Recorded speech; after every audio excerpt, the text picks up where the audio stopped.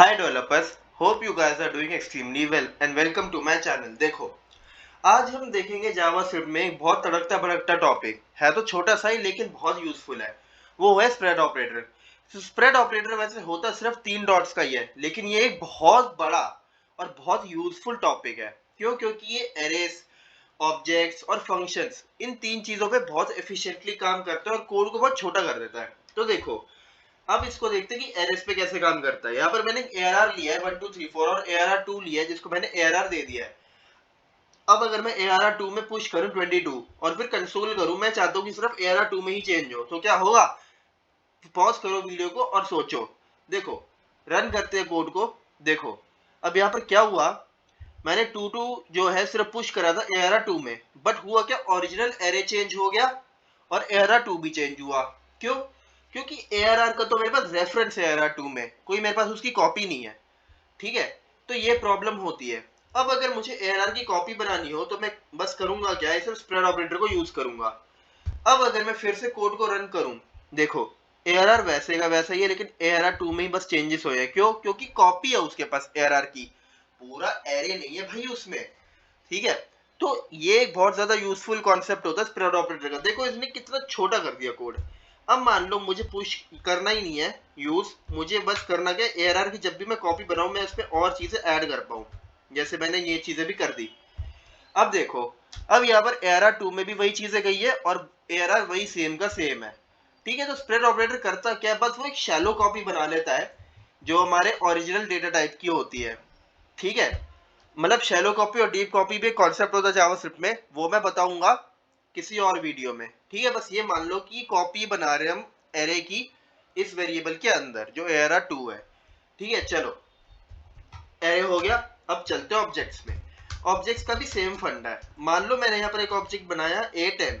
अब मैंने ऑब्जेक्ट 2 बनाया, जिसको मैंने दिया है डॉट डॉट डॉट ओबीजे। अब मैं इसके अंदर एक प्रॉपर्टी और डालना चाहता हूँ, मान लो एज। अब मैंने यहाँ पे डाली 25।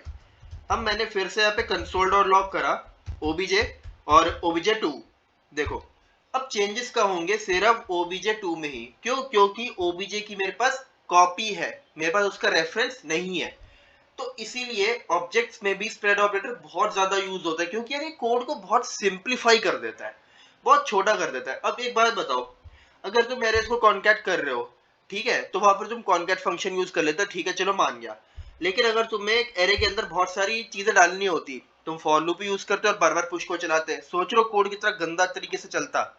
यहाँ पे स्प्रेड ऑपरेटर ने कितना सिंप्लीफाई कर दिया, इसलिए हमें स्प्रेड ऑपरेटर्स को बहुत यूज करना चाहिए अच्छे से। अब चलो फंक्शंस पे देखते हैं इसको कैसा है। मान लो यहाँ पर मैंने एक फंक्शन बनाया सम, जिसके अंदर मैं 3 चीजों को ऐड करना चाहता हूँ, ए बी और सी को। ठीक है, और मैं रिटर्न कर रहा हूँ ए प्लस बी प्लस सी को। अब यहाँ पर देखते हैं, चलो, मान लो मैंने अब यहाँ पर इसको कंसोल लॉग करा, सम को कॉल करा। अब मैं ये देखता हूँ, क्या मुझे इधर सिर्फ ऐसे ही देने पड़ेगी 1 2 3? देखो, ऐसे भी दे सकते हैं, चाहे तो हम ऐसे भी दे सकते हैं कि मैंने बस यहाँ पे डॉट डॉट डॉट लिए 3 और उनको मैंने एरे में ले लिया, जो मेरे पैरामीटर्स आर्गुमेंट्स व्हाटएवर। ठीक है, देखो, मैंने अब यहाँ पे रन कोड करा। अब यहाँ पर आंसर आएगा 6।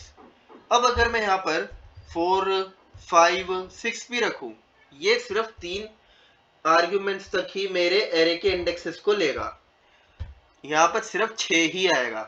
इसलिए स्प्रेड ऑपरेटर यहाँ पर भी बहुत यूजफुल है।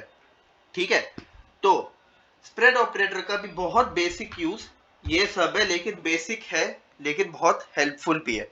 तो इसको अपने प्रोजेक्ट्स पे यूज करो और अपने प्रोजेक्ट के कोड को और सिंप्लीफाई और मैनेजेबल बनाओ, और इंटरव्यूज में ऐसे ही फोड़ते जाओ। ठीक है, मुझे कमेंट में बताना कि तुम्हारा कौन सा सबसे ज्यादा यूजफुल और क्या कहते हैं उसको, हाँ, बहुत ज्यादा इंप्रेसिव यूज केस है स्प्रेड ऑपरेटर का। ठीक है, अगर वीडियो अच्छा लगा हो तो लाइक शेयर और प्यारा सा सब्सक्राइब बटन जरूर दबा देना, तुम्हारे भाई को बहुत अच्छा लगता है। Thank you guys, chill out और हैप्पी कोडिंग, बाय।